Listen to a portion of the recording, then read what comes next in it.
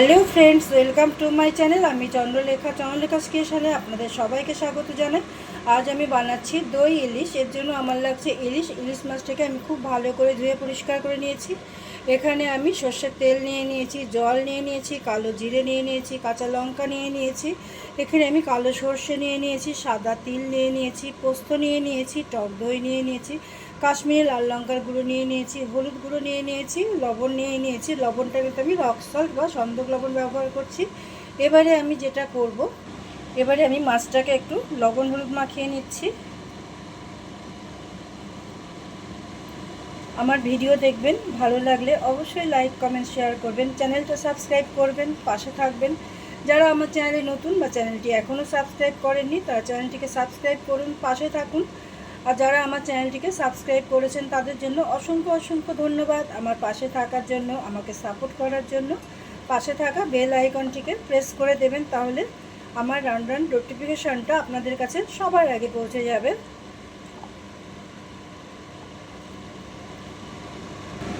এই যে আমি মাছটাকে মাখিয়ে নিলাম। এবারে আমি এভাবে আধ ঘন্টার জন্য রেখে দিচ্ছি। এবারে আমি একটা মিক্সির জার নিয়ে নিলাম, এতে আমি তিলটা দিয়ে দিচ্ছি, পোস্তটা দিয়ে দিচ্ছি, সর্ষেটা দিয়ে দিচ্ছি, কাঁচা লঙ্কা দিয়ে দিচ্ছি,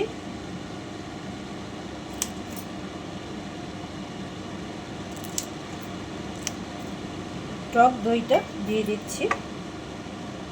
আমি খুব ভালো একটা পেস্ট বানিয়ে নিয়ে আসছি। আমি সামান্য একটু চিনি নিয়ে নিয়েছি। এই যে আমি মশলাটা বেটে নিলাম, এতে আমি হলুদ দিয়ে দিচ্ছি, কাশ্মীরি লঙ্কার গুঁড়োটা দিয়ে দিচ্ছি, সামান্য একটু লবণ দিয়ে দিচ্ছি। লবণটা কিন্তু আপনারা আপনাদের স্বাদ অনুযায়ী দেবেন। আমি খুব ভালো করে একটু মিশিয়ে নিচ্ছি।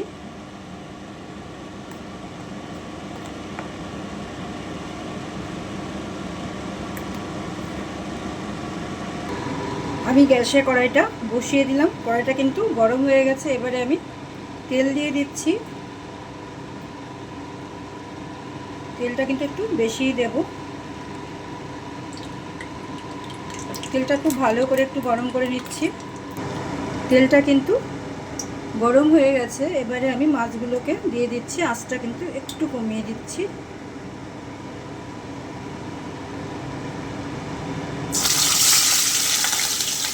আমি কিন্তু খুব বেশি ভাজবো না।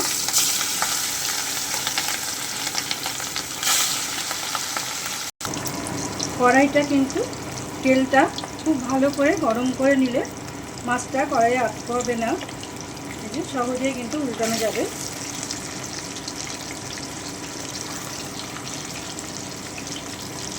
এভাবে আমি সবগুলোকে উল্টে নিচ্ছি। আমার কিন্তু মাছটা ভাজা হয়ে গেল, এবারে আমি উঠিয়ে নিচ্ছি। এই যে আমি কিন্তু মাছগুলো ভেজে নিয়েছি, আমার কিন্তু এতটা তেল লাগবে না। এবারে আমি তেলটা কমিয়ে নিচ্ছি। এই যে আমি কিন্তু তেলটা কমিয়ে নিলাম। এবারে আমি এতে কালো জিরেটা ফোড়ন দিয়ে দিচ্ছি। আঁচটা কিন্তু একদম কমিয়ে দিয়েছি, একটু ভেজে নিচ্ছি। এবারে আমি বেটে রাখা মশলাটা দিয়ে দিচ্ছি। আমি খুব ভালো করে একটু নেড়ে নিচ্ছি। 2 থেকে 3 মিনিট। আঁচটা কিন্তু একদম কমিয়ে দিয়েছি। আমি 2 থেকে 3 মিনিট একটু নেড়ে নিলাম। এবারে আমি মশলার বাটি ধুয়ে একটু জল দিয়ে দিচ্ছি। খুব ভালো করে একটু কষিয়ে নিচ্ছি।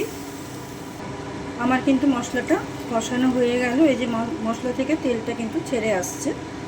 এবারে আমি হালকা একটু গরম জল দিয়ে দিচ্ছি পরিমাণ মতো, যাতে মাছটা ভালো মতো সেদ্ধ হয়ে যায়। আমি একটু নেড়ে নিচ্ছি, আঁচটা মিডিয়াম করে দিচ্ছি। গরম ভাতে কিন্তু অসাধারণ লাগে এই দই ইলিশ। আমার কিন্তু গ্রেভিটা ফুটে উঠেছে। এবারে আমি মাছগুলোকে দিয়ে দিচ্ছি খুব আস্তে আস্তে।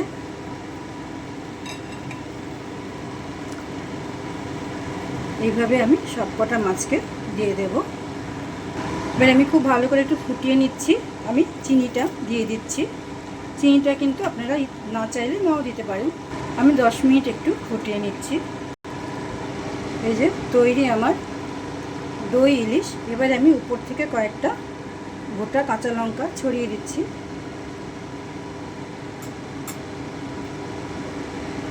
আমি আরও 2 মিনিট একটু ফুটিয়ে নিচ্ছি। আমি উপর থেকে একটু কাঁচা সর্ষের তেল দিয়ে দিচ্ছি। এর স্বাদটা কিন্তু অনেক গুণে বাড়িয়ে দেবে। আমি গ্যাসটা অফ করে দিচ্ছি। আমি 2 মিনিট একটু ঢেকে রাখছি। তারপরে আমি গরম ভাতে পরিবেশন করব। এই যে তৈরি আমার দই ইলিশ।